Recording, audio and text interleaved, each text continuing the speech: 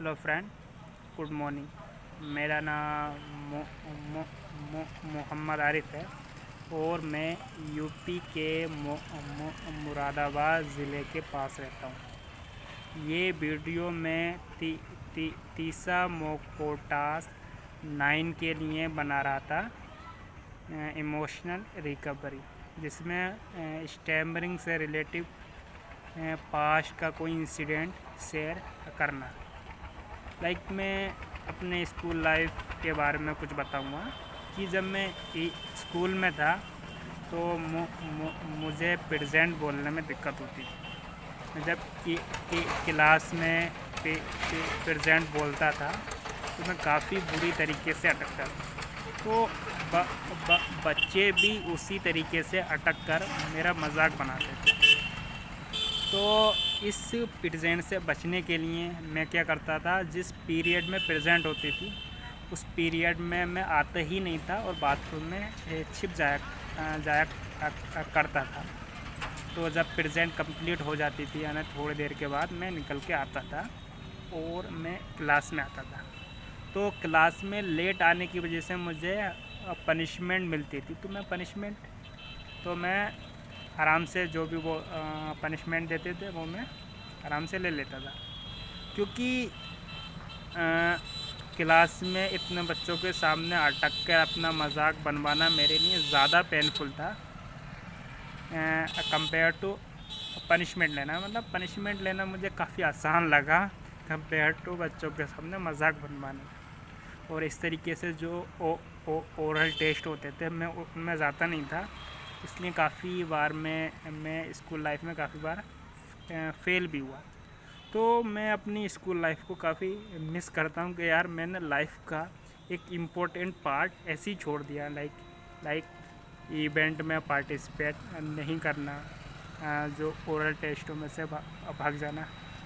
और काफ़ी बार तो ऐसा होते थे कि हम स्कूल की दीवारें कूद कर भाग जाया करते थे। इस तरह का भी होता था।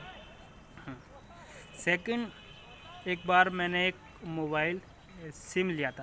पहले क्या होता था, मोबाइल सिम लेते थे तो जो सिम के साथ जो आपने आईडी दी है, आईडी के बारे में आपको बताना होता था। सिम पर एक पहले स्टार्ट होने के लिए सिम एक नंबर पर आपको कॉल करना होता था और आपको उस पर्सन को अपना एड्रेस बताना पड़ता था। वो चेक करते थे कि जो आईडी दी गई है वो सही आईडी है, क्या सही आईडी है, सही पर्सन के पास वो सिम पहुंचा है कि नहीं पहुंचा है। वो वेरिफिकेशन के लिए हमें उस पर कॉल करनी होती। जब मैंने उस नंबर पे कॉल किया तो उसने मुझसे एड्रेस पूछा था।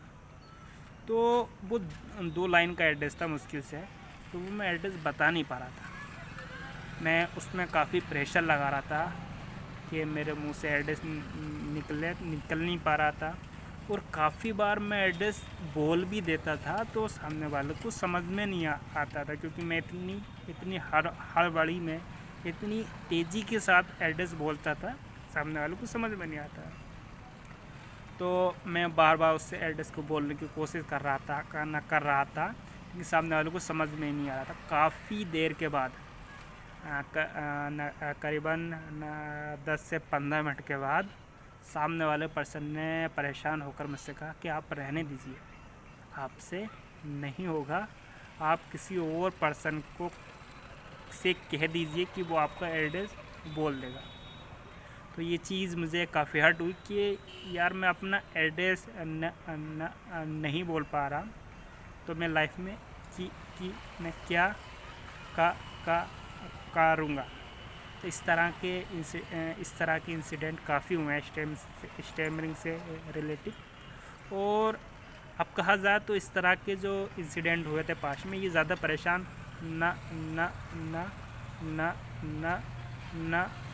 नहीं करते, क्योंकि ये पास्ट में है। ये जितने बड़े होते जा रहे हैं उतनी समझ बढ़ रही है और ये पास्ट के इस तरह की जो यादें हैं ये धीरे धीरे परेशान नहीं कर रही हैं। अब तो ये टेंशन रहती है, ये परेशान रहती है कि जिस तरीके से ये पास्ट में हुआ इस तरीके से कोई फ्यूचर में ना हो। और उसी के लिए हम इसको धीरे धीरे अपनी स्टैमरिंग को कंट्रोल करने की कोशिश कर रहा है, लोगों से बात कर रहा है।